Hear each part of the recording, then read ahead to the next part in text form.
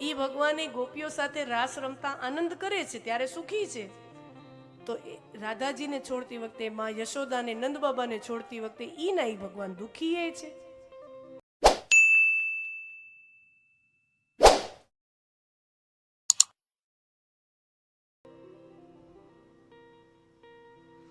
ભગવાન જેવો ભગવાન પણ જ્યારે વૈકુંઠ છોડીને, પોતાનું ધામ છોડીને આ ધરતી ઉપર, ધરાતલ ઉપર મારા ને તમારા જેવો કાળા માથાનો માનવી થઈને આવે, એક માનવ અવતાર લઈને આવે, ત્યારે ભગવાન જેવો ભગવાન પણ આપણી માનવીય લાગણીઓ અને માનવીય સંવેદનાઓથી દૂર રહી શકતો નથી.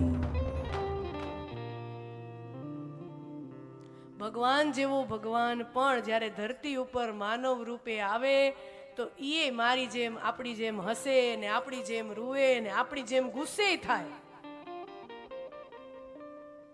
આપણી જેમ ક્રોધ પણ આવે. શિશુપાલની 99 હુદીની સાંભળી,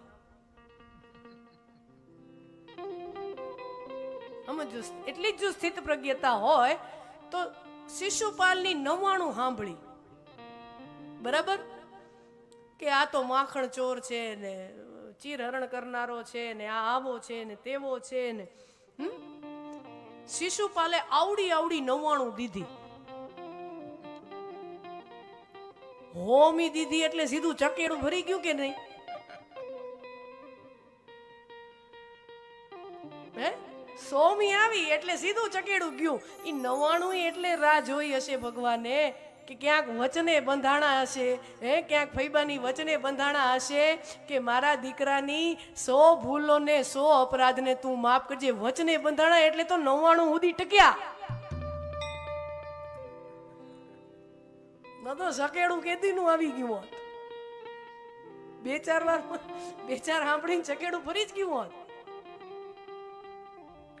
कहने का तात्पर्य क्या, ईश्वर भी, पूर्ण पर ब्रह्म परमात्मा भी जब मानव रूप धरकर धरती पर आते हैं तब मानवीय संवेदनाओं से परे ईश्वर भी नहीं रह सकते. तो पत्नीना वियोगમાં જેમ સમાજનો સામાન્ય પુરુષ જે લાગણીનો અનુભવ કરે એવી જ લાગણી એ પરમાત્મા પોતે પણ અનુભવ કરે છે. નહીં તો આ તો બધી લીલાઓ જ છે ને, સબ લીલા હે. સીતાજીનું હરણ કરવા રાવણ હરણ કરીને સીતાજીનું લઈ જાય છે અને અશોકવનમાં સીતાજી બેઠા છે અને આપણને એમ થાય કે ભગવાનને સીતાજીને પાછા મેળવવા માટે, રાવણનો વધ કરવા માટે છેક લંકા સુધી લાંબુ થવું પડે. આ બધા સંદેહ કોને થઈ રહ્યા છે? આ બધા સંદેહ થયા છે સતીને. રામકથાના આધારે કહું છું. સતીના મનમાં વિચાર આવે, આઈને રાવણને મારવા ભગવાનને, ભગવાન જો હોય તો એને અહીંયા મારવા જવું પડે. અને વાત એ સાચી, જો આપણે વિચાર ન આવે કે રાવણને મારવા ભગવાનને અહીંયા સુધી લાંબુ થવું પડે, ઈ માથે બેઠા બેઠા રાવણની આમ સ્વિચ પાડી દે, રાવણને વયું ન જવું પડે. ભગવાન આપણા બધાની સ્વિચો માથે બેઠો બેઠો પાડી દે, ટાણું આવે તઈ. નથી આપણે ઘણા સાંભળતા,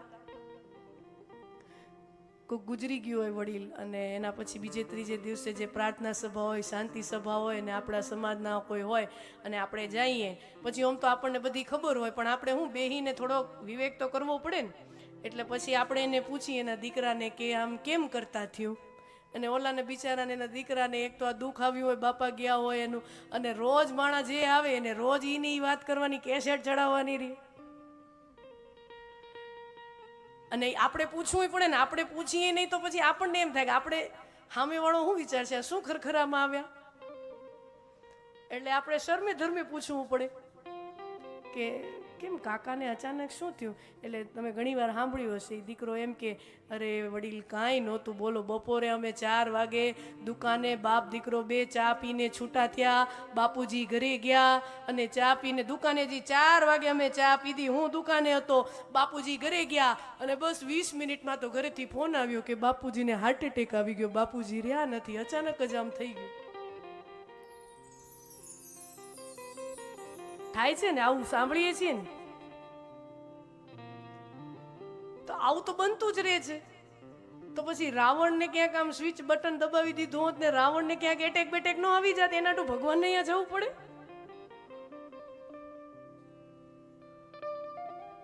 આ બધાય કુતર્કો, આ બધાય સંદેશ સતીના મનમાં છે. એવો તે ઈશ્વર કેવો જે રડે?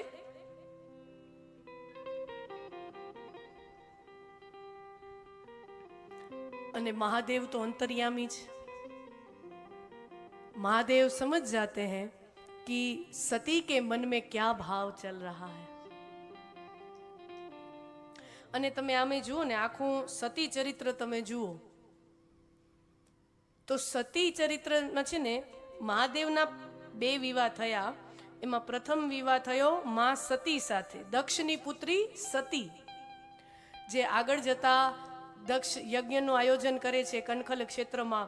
અને માં સતી પોતાના પતિનું સ્થાન ન જોતા ક્રોધની ભાવનામાં એ યજ્ઞની વેદિકા ઉપર ચડી અને પોતાના શરીરની આહુતિ આપી દે છે, પ્રાણની આહુતિ આપી. આ કથા આપણે જાણીએ છીએ.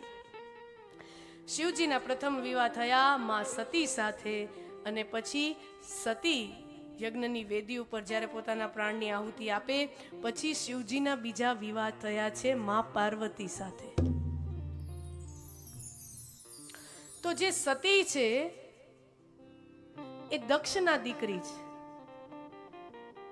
દક્ષ બુદ્ધિશાળી છે, બુદ્ધિનું પ્રતીક છે. બ્રહ્માજીના દીકરા છે દક્ષ. દક્ષ પ્રજાપતિ બ્રહ્માના દીકરા છે અને અત્યંત બુદ્ધિશાળી છે. અને બ્રહ્માજીએ દક્ષ પ્રજાપતિ એટલે એનો દીકરો થાય એટલે પિતાએ પુત્રને હુકમ કર્યો, આદેશ કર્યો કે દક્ષ, તું બુદ્ધિશાળી છે, તું જ્ઞાની છે, તું તર્કવાન છે, પણ એટલો તર્કથી ભગવાન મળતો નથી, એકલી બુદ્ધિથી ભગવાન મળતો નથી. તારી બુદ્ધિને, તું બુદ્ધિશાળી છે તો તારી જે કન્યા છે સતી, ઈ પણ બુદ્ધિશાળી છે. બાપના ગુણ, મા બાપના ગુણ સંતાનમાં આવે. વડ એવા ટેટા, બાપ એવા બેટા, તાવડી એવી ઠીકરી ને માવડી એવી દીકરી.